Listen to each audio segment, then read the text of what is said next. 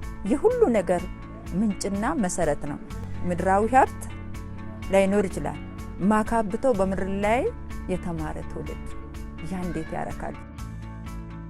ሽንት ቤት በርግጥ እኔ እንደመጣው እዚህ ትምህርት ቤት ሲመጣ ሽንት ቤት ነበረ፣ ግን የሞላት ሽንት ቤት ነበረ እና ለተማሪ ምቹ አልነበረም። እኛ ትምህርት ቤት በጣም ብዙ ጎበዝ ተማሪዎችንም ያፈራል። ተማሪዎቹም ደስ የሚሉ ናቸው። ጸባያቸው ምናምን በቃ በጣም አሪፍ ነው።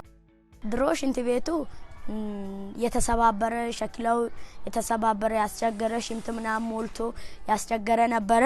አሁን ደግሞ ሳቶ ድርጅት መጥቶ አሁን ሽንት ቤቱ አምሯል፣ ፍሬሽ ሆኗል። ተማሪም በስትክክል የተጠቀመ ነው፣ የተንከባከብነው ነው። እናንተ ደግሞ ከመጣችሁት ቀለም ተቀብቶ በር ኖሮ ቁልፍ ኖሮ ከምንም በላይ በሩ ክፍት ላይ ተቀምጦ መሽናት መጸዳዳት ለልጆችም ለሴቶች በተለይ በራቸውን ዘግተው ስለሚቀመጡ ይሄ ትልቅ ለውጥ ነው። ደግሞ ትልቅም ጥቅም ነው።